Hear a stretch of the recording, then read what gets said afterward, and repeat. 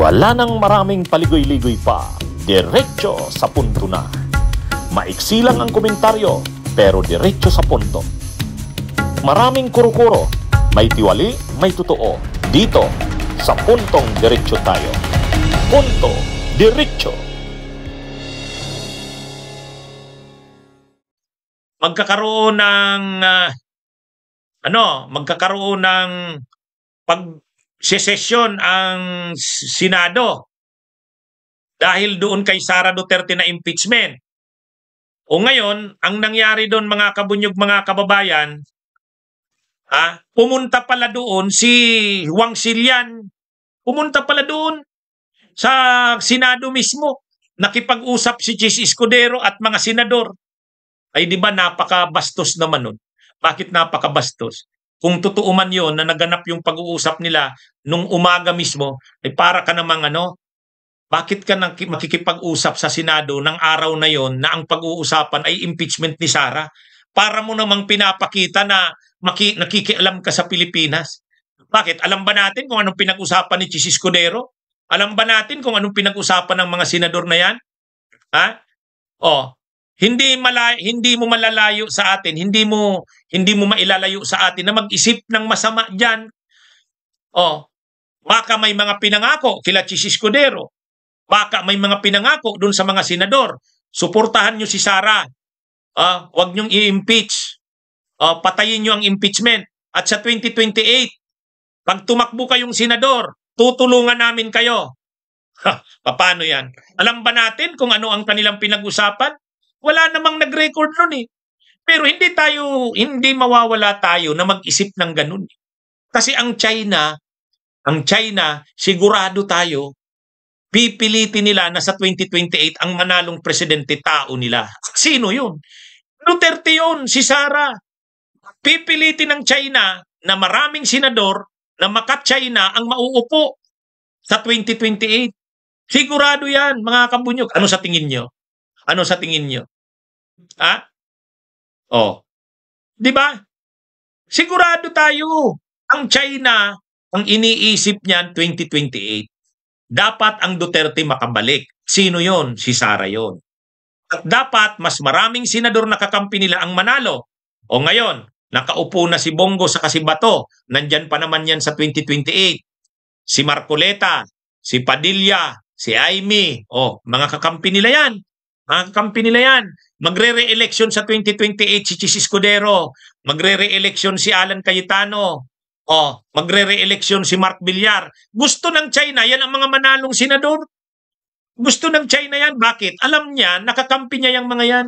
Kaya ang mangyayari dito mga kabunyog sa 2028, itong grupong ito nila Chis Escudero, Cayetano, itong grupo ng mga Villar, si Mark Villar magre-re-election, ito ang susuportahan ng China. Sigurado tayo dyan. Sigurado tayo dyan. Imagine niyo kung may delikadesa si Chis Escudero at may delikadesa ang China, hindi nila gagawin yung pag-uusap nila nung mismong araw na nakatakdang magdebate at magdesisyon ang Senado tungkol sa impeachment ni Sara. Kaya ito mga kabunyog, mga kababayan, ang dito, malinaw dito sa 2028, ang China gagalaw yan. Gagalaw yan. Talagang, kung nung 2016, pinanalo nila si Duterte, ang laki daw ng ginastos ng China doon sa eleksyon na yun.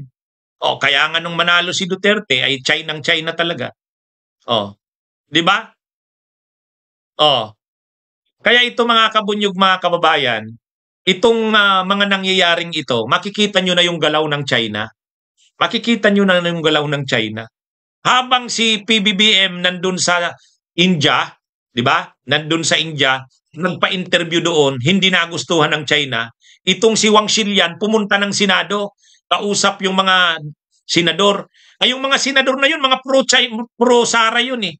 Yung mga pro-Sara na yan na senador, tulad nila Bato, Bongo, Padilla, Marcoleta, Aimee Marcos, ay mga pro-China yan. Mga pro-China yan, mga kabunyog, mga kababayan.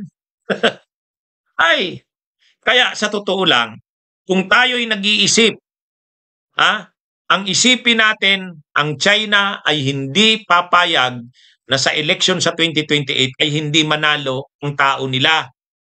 Sisiguraduhin ng China, gagawin ng China ang lahat para ang manalong presidente tao nila. At sino yon?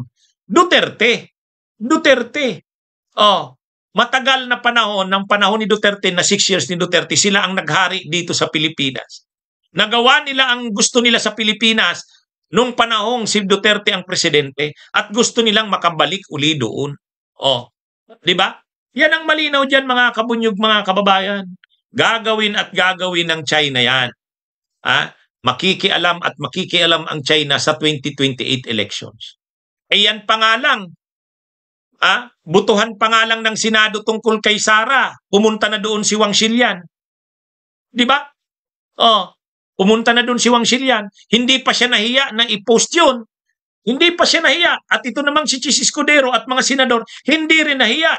Pwede bang sabihin niyo naman nila, pwede ba, wag na muna na ngayon kasi nakakahiya naman. Magbubutuhan kami tungkol kay Sara, sabihin yan, pumunta ka dito para kausapin kami.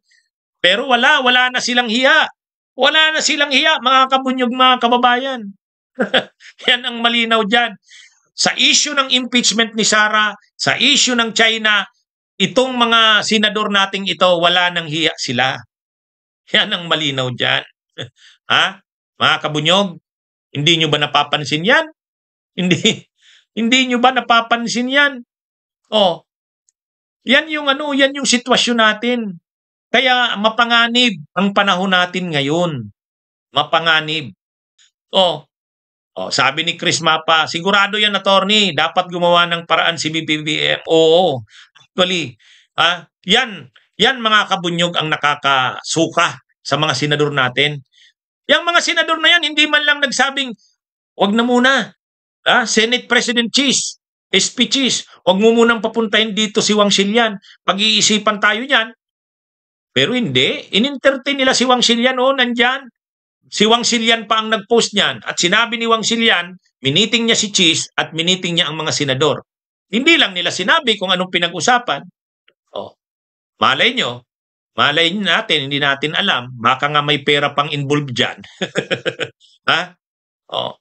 Tama ka, Kabunyog Bergie Badjola. Harap-harapan na ang panluloko sa atin. At ang nangyayari dito ngayon, hindi na lang impeachment ang issue dito.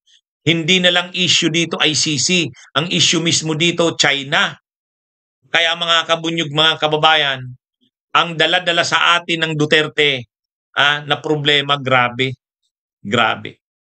Kaya, kung gusto natin na hindi manghibabaw ang China sa bansa natin, kung gusto natin na wag makabalik ang China sa paghahari nito sa bansa natin, dapat sa eleksyon sa 2028, yung mga senador na mapanalo natin, mga anti-China dapat. At ang presidente dapat na maupo sa 2028, dapat anti-China. Anti-China, mga kabunyog. Alam naman natin Alam naman natin sila Sara, sila Bongo, sila Bato, sila Padilla. Ay, mga pro-China yan. Si Marcoleta na nagsabi, walang West Philippine Sea. There is no such thing as West Philippine Sea. Diba? Nakipagdebate pa siya kay Tariela. Yan ang nanalong senador ngayon. Dadagdagan pa ba natin yan ng mga senador na maka-Duterte sa 2028? Paparamihin pa ba natin ang mga senador na maka-Duterte? Yang mga maka-Duterte na yan na senador, maka-China rin yan. Kaya sa totoo lang, mga kabunyog, hindi ba natin naiisip yan? Hindi ba natin naiisip na ganyan ang nangyayari sa bansa natin ngayon?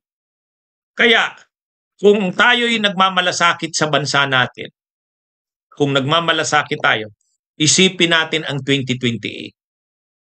Dapat lahat ng pwersa na anti-Duterte, anti-Sara, anti-China, magsama-sama.